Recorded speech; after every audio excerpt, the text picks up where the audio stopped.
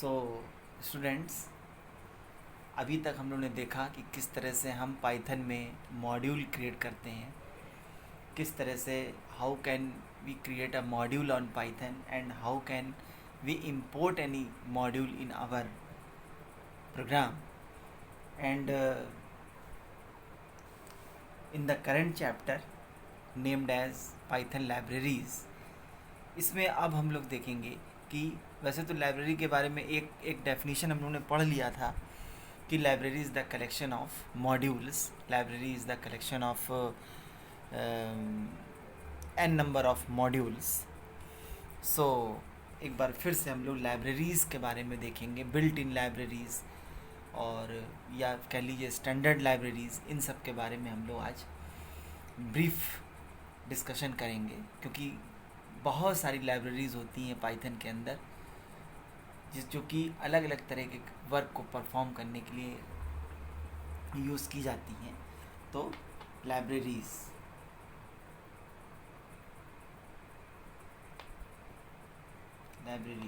In Python. Basically, library is the collection of modules.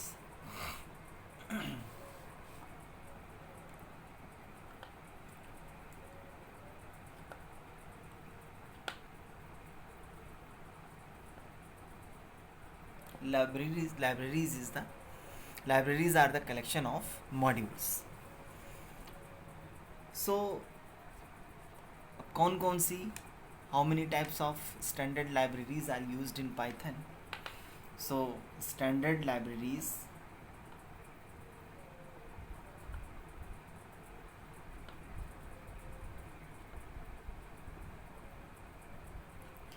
in Python के अंदर कौन सी standard libraries use होती हैं, इसके बारे में हम लोग डिस्कस करेंगे. तो सबसे पहले जो पाइथन की लाइब्रेरी होती है उसमें एक numpy लाइब्रेरी है. numpy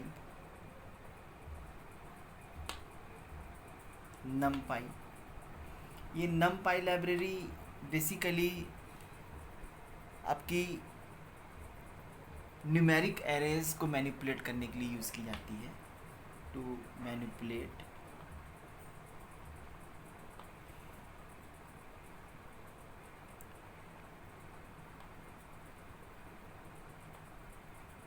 न्यूमेरिक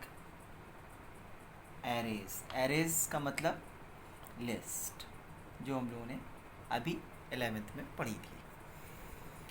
अब इसी के साथ में एक और लाइब्रेरी के इसके अंदर लाइब्रेरी होती है जिसको कि हम लोग बोलते हैं स्काईपाई.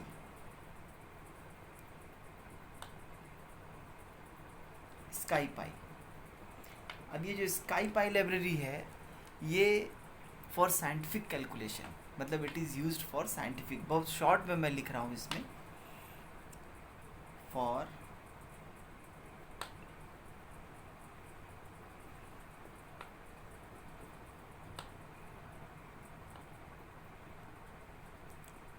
साइंटिफिक कैलकुलेशंस, ये इसके लिए यूज़ की जाती है. फिर एक लाइब्रेरी होती है जिसको कि हम लोग बोलते हैं टीके एंटर लाइब्रेरी. टीके एंटर लाइब्रेरी, ये लाइब्रेरी जो है आपकी, इसके अंदर हम लोग यूज़र इंटरफेस टूलकिट ये प्रोवाइड करती है. Provides a user interface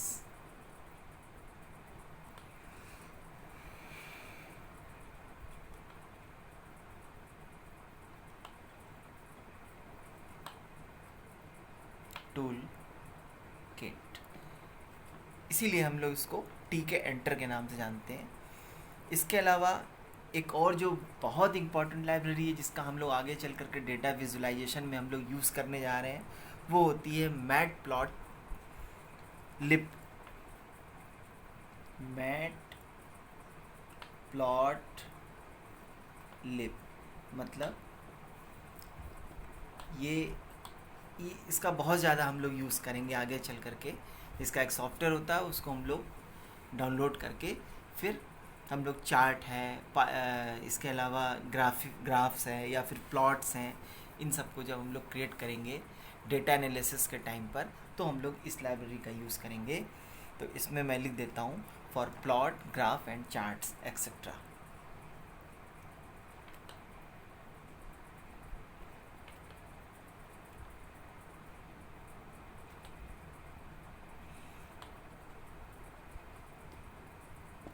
charts. तो इस तरह से अलग अलग लाइब्रेरीज़ होती हैं, उन लाइब्रेरीज़ में अलग अलग मॉड्यूल्स होते हैं, इन मॉड्यूल्स में अलग अलग फंक्शंस होते हैं। So in total the collection of code segment, the collection of codes, the collection of instructions is called function. Again, functions are basically the sub programs, हमने शुरू में ही बताया था. So the collection of function is called module, and the collection of module is called library, and again the huge collection of libraries is called the package.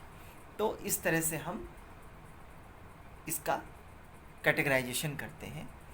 तो अभी हम लोग देखेंगे कि कुछ स्टैंडर्ड लाइब्रेरीज़ के अंदर कुछ मॉड्यूल्स होते हैं जिनके बारे में हम लोग को देखना पड़ेगा. जैसे कि एक मॉड्यूल होता है जिसको कि हम लोग बोलते हैं रैंडम मॉड्यूल. रैंडम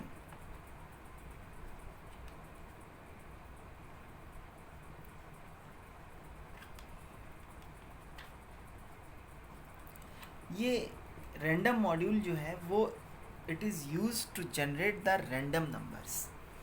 हम लोगों ने देखा है बहुत जगहों पर हम लोग we usually hear that lucky winner का नाम रैंडमली चूज़ किया जाएगा. तो रैंडमली का मतलब होता है विदाउट एनी ऑर्डर. रैंडम का मतलब होता है without any sequence, without any order. तो रैंडम नंबर्स जनरेट मतलब कोई बगैर किसी ऑर्डर के नंबर जनरेट कराने के लिए हम लोग जो मॉड्यूल यूज़ करते हैं वो रैंडम मॉड्यूल होता है, जो कि हमको रैंडम नंबर्स जनरेटर प्रोवाइड करता है. Provides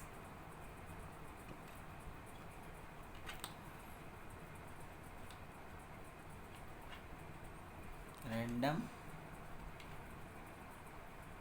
number generator. ये हमको प्रोवाइड करता है रैंडम मॉड्यूल. तो रैंडम मॉड्यूल के अंदर मॉड्यूल कैसे इंपोर्ट कराना है हम लोग को पता है. इंपोर्ट मॉड्यूल नेम, जो भी मॉड्यूल नेम इंपोर्ट कराना है वो इंपोर्ट करा लेंगे. और उसके बाद में इसमें दो तरह के इंपॉर्टेंट फंक्शंस होते हैं. ये पेपर में भी आता है कि एक कोड सेगमेंट आपको दे देंगे और फिर बोलेंगे कि ये कौन से आउटपुट इसका बताना रहेगा कि predict the output of the following code segment.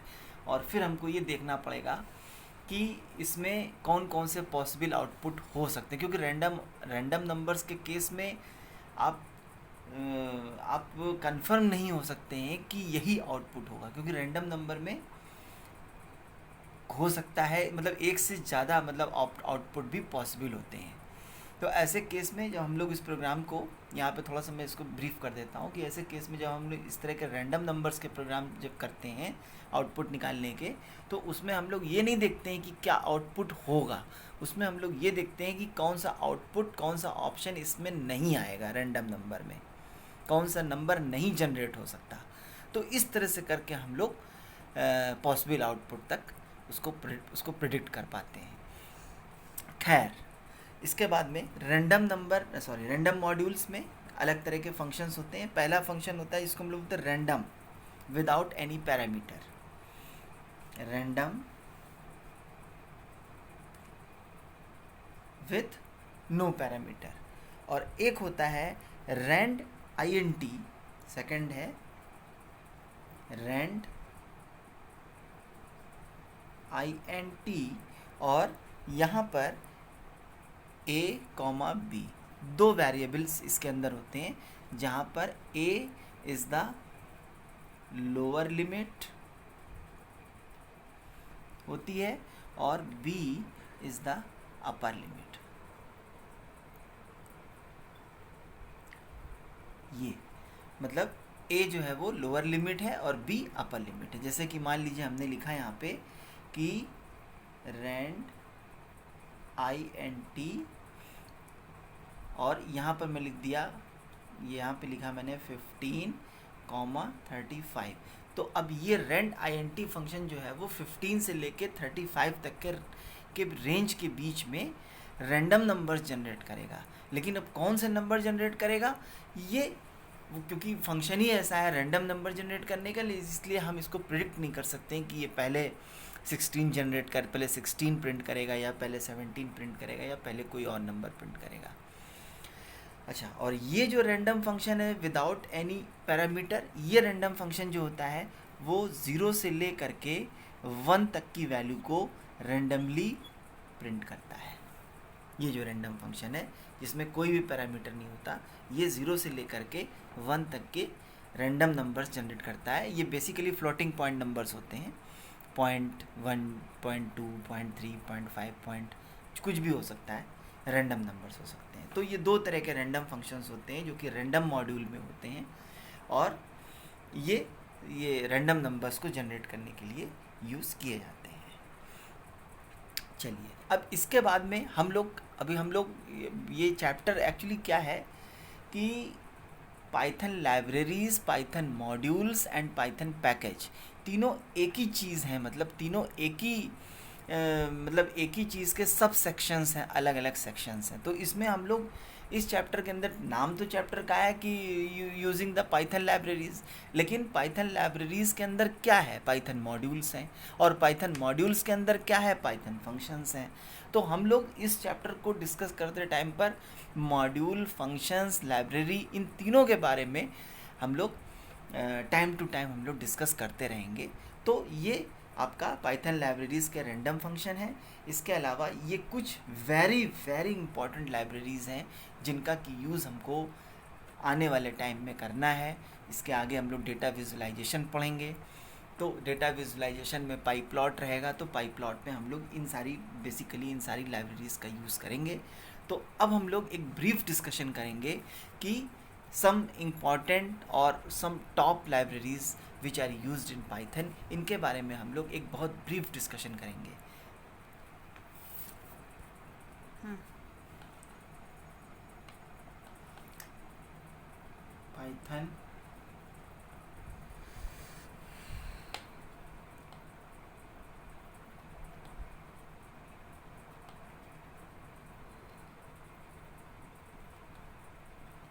Python standard libraries. अब इसमें सबसे पहले हम लोग बात करेंगे मैटप्लॉटलिब की, जिसका कि हम लोग बहुत ज़्यादा यूज़ करने जाएंगे। Matplotlib,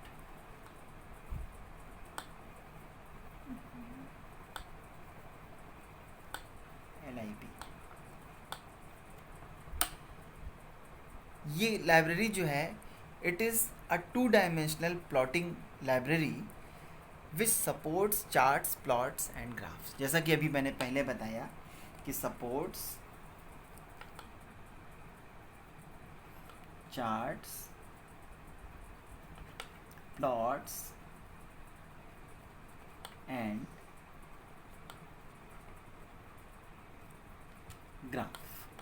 support charts, plots and graphs, मतलब चार्ट बनाना है, प्लॉटिंग करनी है डेटा की, या फिर ग्राफिंग करनी है, तो इसके लिए हम लोग मैटप्लॉटलिब का यूज़ करेंगे। इसके बाद नेक्स्ट है पांडास, सेकंड लाइब्रेरी है आपकी पांडा कर लीजिए बस, पांडा। ये pandas,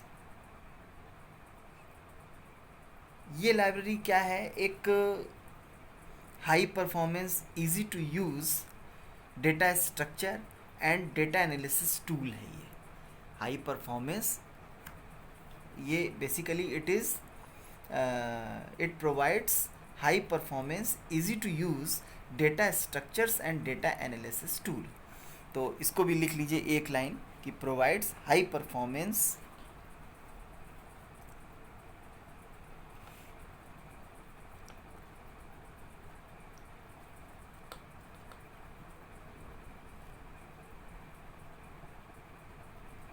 high performance, easy to use data structure,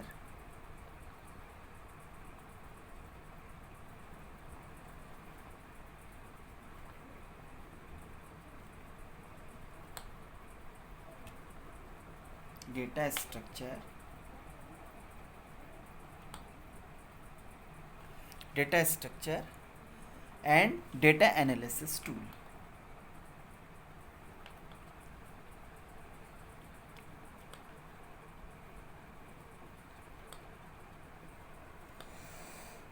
कहने का मतलब ये है कि जैसे कोई टैबुलर डेटा है या फिर होमोजीनियस एलिमेंट्स हैं या फिर कोई टाइम सीरीज डेटा है, इन सब पे अगर कोई ऑपरेशन अप्लाई करना है तो उसके लिए हम लोग इसका यूज़ करते हैं।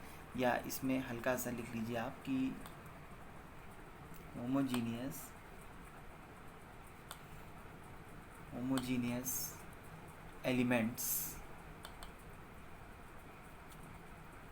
एलिमेंट्स या फिर कोई टाइम सीरीज है,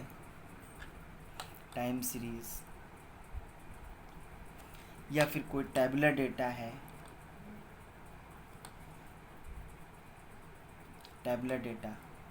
इस तरह के ऑपरेशन में हम लोग पांडास नाम की एक लाइब्रेरी है उसका यूज़ करते हैं।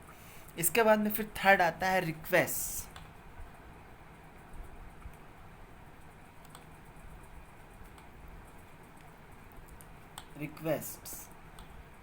ये लाइब्रेरी बेसिकली आपका वेब टूल को प्रोवाइड करती है, और for example to send HTTP request, add headers, data files and parameters with simple Python dictionaries. तो इसमें इसको शॉर्ट में हम लोग लिख सकते हैं कि to send HTTP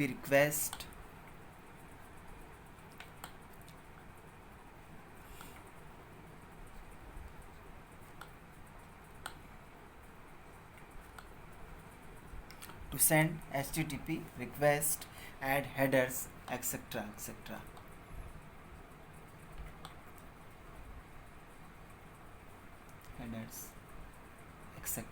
in your program।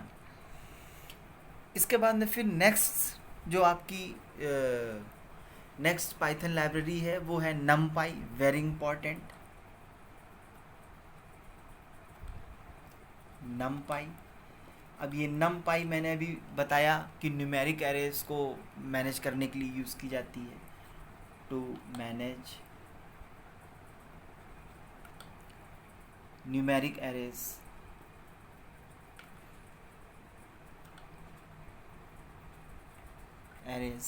Arrays का मतलब पता ही है, list, to manage numeric arrays. And it is also used in scientific calculations। so scientific computations या scientific calculation में भी इसका हम लोग यूज़ करते हैं। इसके बाद में फिर नेक्स्ट है SQL Alchemy।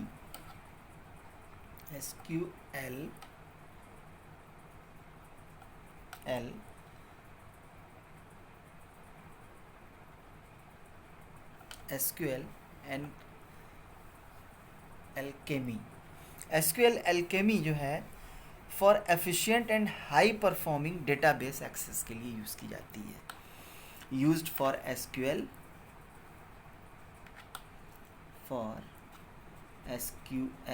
SQL का मतलब होता है structured query language.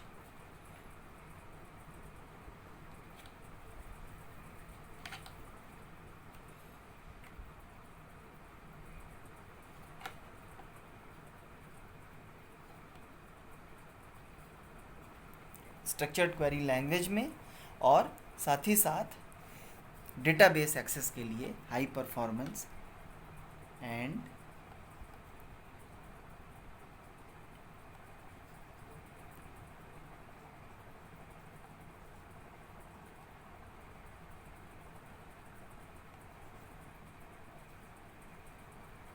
Database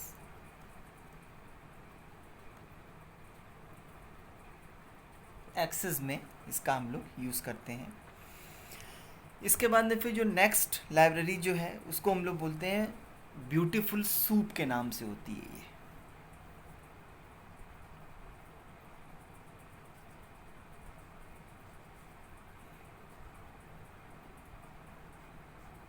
SOUP, beautiful soup. Beautiful soup for is used for excellent parsing of XML and HTML document। parsing का मतलब होता है कन्वर्जन, मतलब for parsing ब्रैकेट में कन्वर्जन लिख देता हूँ, parsing of XML and HTML document. XML का फुल फॉर्म पता है हम लोगों को और HTML का भी फुल फॉर्म पता है, extensible markup language and hypertext markup language. फिर नेक्स्ट लाइब्रेरी है आपकी पाइगलेट, PYGLET,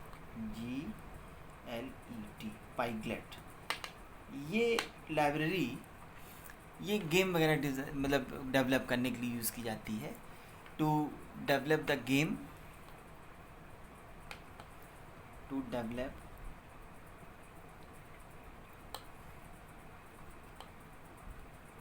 games in an object oriented programming system. इसको हम लोग शॉर्ट में ऊप्स भी बोलते हैं। इन एन ऊप का मतलब होता है ऑब्जेक्ट ओरिएंटेड प्रोग्रामिंग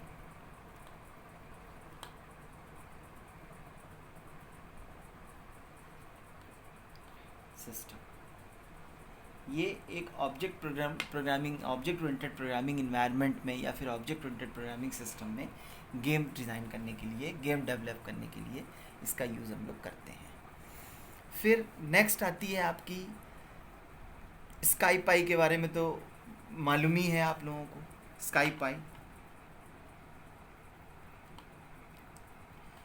स्काईपाई जो लाइब्रेरी है ये हमने बताया ही था आपको कि for scientific applications and numerical integration के लिए इसका हम लोग यूज़ करते हैं। तो इसमें लिख देते हैं फॉर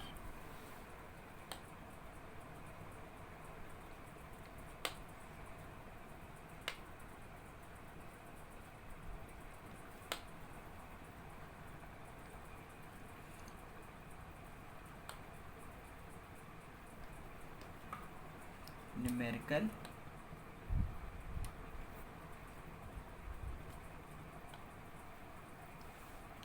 इंटीग्रेशंस के लिए, न्यूमेरिकल इंटीग्रेशंस और साइंटिफिक कैलकुलेशंस एप्लीकेशंस में हम लोग इसका यूज़ करते हैं। फिर नेक्स्ट लाइब्रेरी है स्क्रैपी,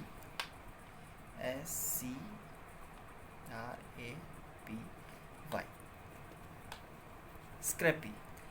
स्क्रैपी जो लाइब्रेरी है ये एक fast and high level screen scraping और वेब क्रॉलिंग के लिए यूज़ की जाती है। वेब क्रॉलिंग का मतलब होता है कि वेब से किसी डॉक्यूमेंट को एक्सट्रैक्ट करना, वेबसाइट से किसी भी डॉक्यूमेंट को एक्सट्रैक्ट करना, मतलब to extract any document which exist on web is called web crawling.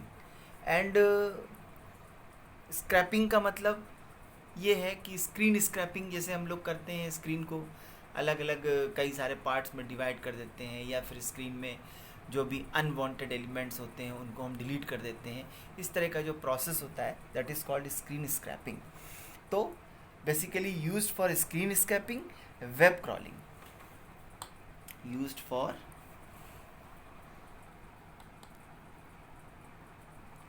Screen scraping and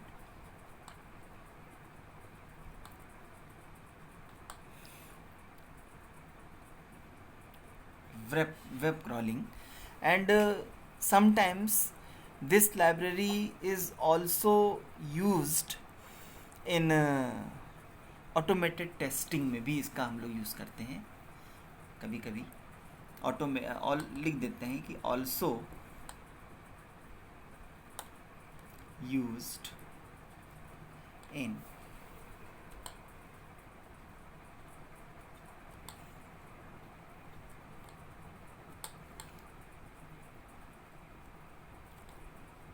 automated testing, इसमें भी हम लोग इसका यूज़ करते हैं. फिर नेक्स्ट लाइब्रेरी है जिसको हम लोग बोलते हैं पाइगेम.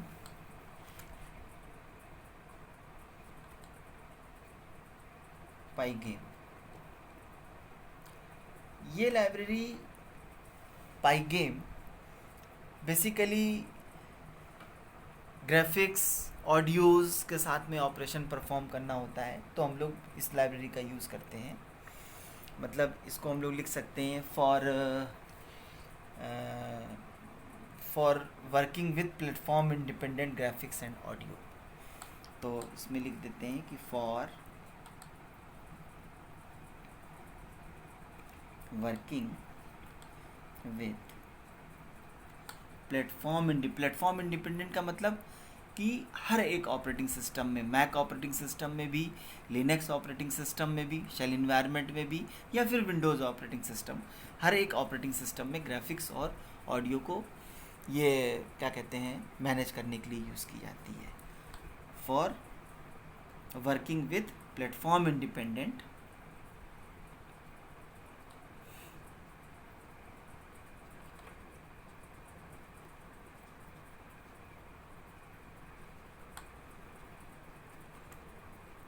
ग्राफिक्स एंड ऑडियो, इसके लिए हम लोग पाइगेम का यूज़ करते हैं. फिर नेक्स्ट लाइब्रेरी है आपकी जिसको हम लोग बोलते हैं पाइथन ट्विस्टेड.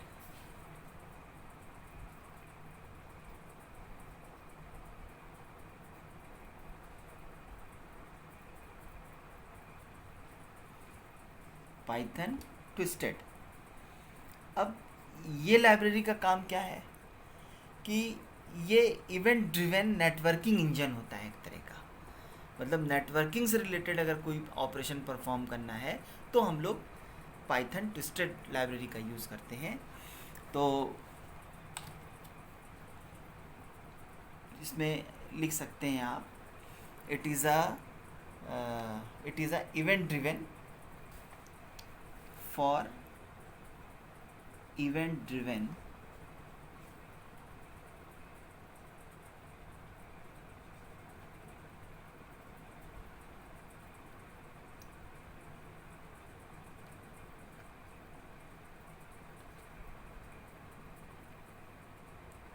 Networking task. इसके लिए हम लोग ट्विस्टेड का यूज़ करते हैं. फिर नेक्स्ट लाइब्रेरी है जिसको कि हम लोग बोलते हैं पिलो.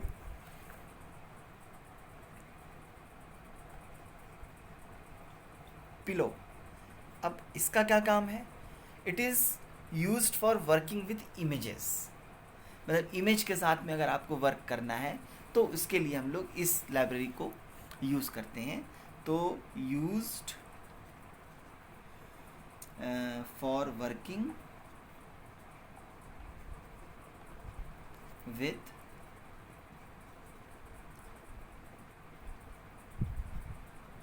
इमेजेस.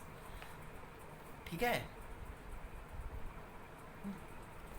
नेक्स्ट लाइब्रेरी है जिसको कि हम लोग बोलते हैं PyWin32. PyWin32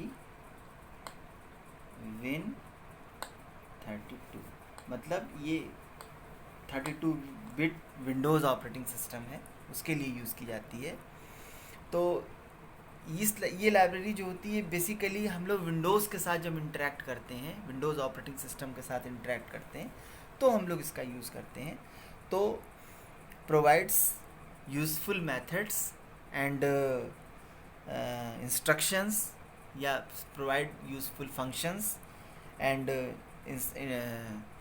to interaction for interaction with Windows. तो बस सिंपल सा एक लाइन का लिख लीजिए कि used for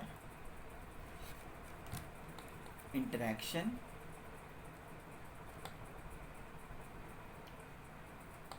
with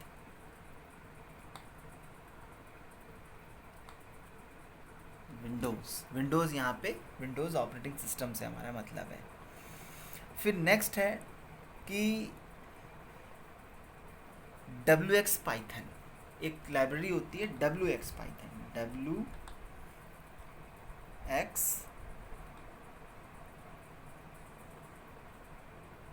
Python, WX Python. It is a wrapper around the self-contained code। मतलब ये सेल्फ कंटेंट कोड को के लिए एक रैपर होती है। मतलब कहने का ये है कि एक ऐसा प्रोग्राम होता है जो एक शॉर्टकट की तरह से खुद भी यूज़ किया जा सकता है। इसके अंदर इतने कोड सेगमेंट्स होते हैं कि ये एक प्रोग्राम भी होता है और साथ ही साथ इसको हम एक शॉर्टकट की तरह से भी यूज़ कर सकते हैं। तो इसको आप लिख लीजिए कि इट कंटेन्स, या इट कंटेन्स की जगह पे सेल्फ कंटेंट कर देते हैं, self content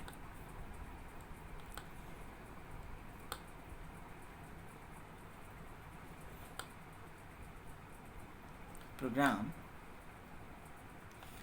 which can it's used itself as a shortcut। ये इसका काम है। मतलब ये एक प्रोग्राम है, सेल्फ कंटेंट प्रोग्राम है जिसको जो कि खुद एक शॉर्टकट की तरह से भी यूज़ हो सकता है। इसके बाद में फिर जो नेक्स्ट है लाइब्रेरी उसका नाम है आई पाइथन। आई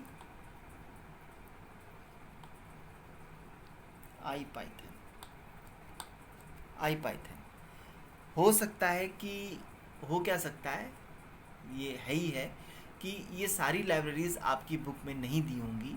आपकी बुक में केवल नमपाई, स्काईपाई और मैटप्लॉट, LIB यही सब ज़्यादातर इम्पॉर्टेंट लाइब्रेरीज़ ही बुक में दी होंगी।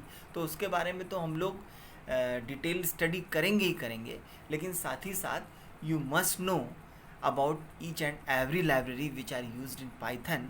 चाहे वो एक सिंगल लाइन ही क्यों ना हो, लेकिन हर लाइब्रेरी के बारे में आपको एक लाइन तो कम से कम पता ही होनी चाहिए। That is why I am briefing all the important libraries, all the top libraries which are used in Python in a single line, in a single line definition. So again coming back to our point, IPython is used for parallel and distributed computing. Parallel and distributed computing for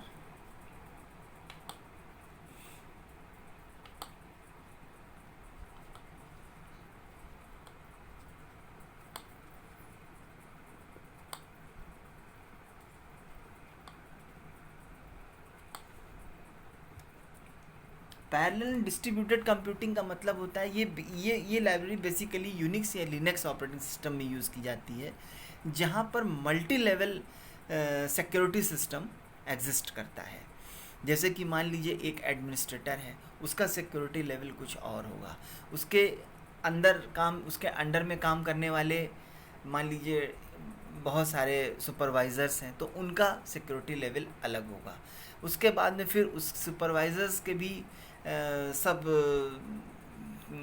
subordinates हैं, तो उन subordinates का security level अलग होगा। तो इस तरह की जो मल्टी लेयर जो सिक्योरिटी लेवल होता है, और उस तरह के ऑपरेटिंग सिस्टम को हम लोग डिस्ट्रीब्यूटेड ऑपरेटिंग सिस्टम बोलते हैं। और बेसिकली ये डिस्ट्रीब्यूटेड ऑपरेटिंग सिस्टम के लिए यहाँ पर IPython लाइब्रेरी का हम लोग यूज़ करते हैं। नेक्स्ट लाइब्रेरी है नोज।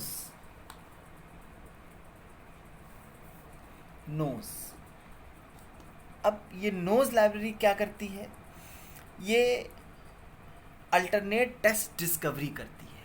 अल्टरनेट टेस्ट डिस्कवरी का मतलब होता है टू मेक टेस्टिंग ईजियर, किसी चीज़ को टेस्ट करना है, कोई प्रोग्राम सेगमेंट सही है या नहीं है, एक्सेप्शन है, आउट ऑफ रेंज है, आउट ऑफ बाउंड है, ये सारी चीज़ों की टेस्टिंग जो होती है ये नोज लाइब्रेरी के अंदर, इसके अंदर जो मॉड्यूल्स होते हैं, जो फंक्शंस होते हैं, वो नोज लाइब्रेरी के अंदर होते हैं। तो इसमें लिख लीजिए कि for alternate testing discovery.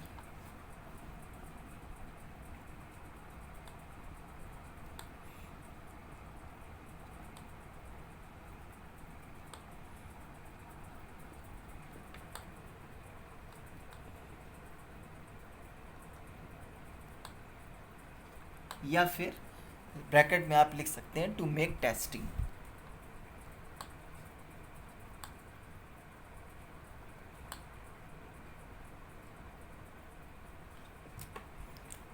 Next library है जिसको हम लोग बोलते हैं फ्लास्क।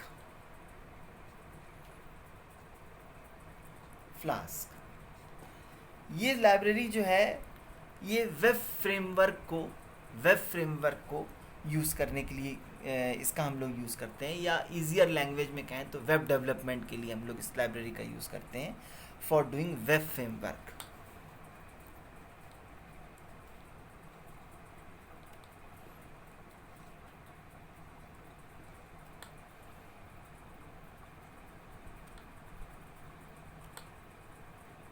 वेब फ्रेमवर्क या फिर ब्रैकेट में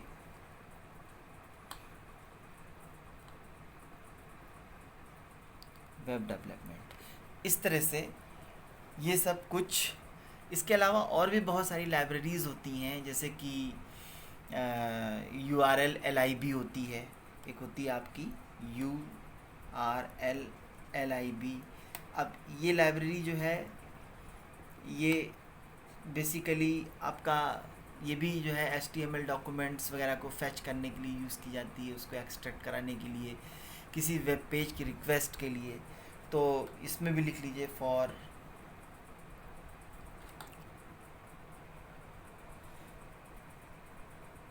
वेब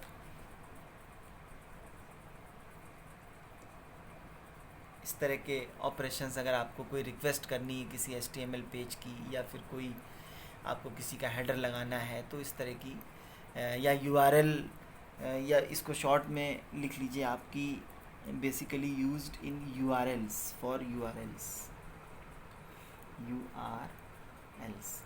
यूनिफॉर्म रिसोर्स लोकेटर जो होता है आपका, जो वेबसाइट के वेब पेजेस होते हैं उनके साथ में अगर वर्क करना है तो हम लोग बेसिकली ये URL-LIB डायरेक्टरी का लाइब्रेरी का यूज़ करते हैं। तो this is all about the Python libraries. अभी ये चैप्टर फिनिश नहीं हुआ है, क्योंकि हम आगे चल कर के अगर कोई ऐसी इंपॉर्टेंट लाइब्रेरी है, जैसे कि मान लीजिए Python also facilitates us to create your own library, तो जैसे कि यूज़र डिफाइंड लाइब्रेरी जिसको हम लोग बोलते हैं। तो अगर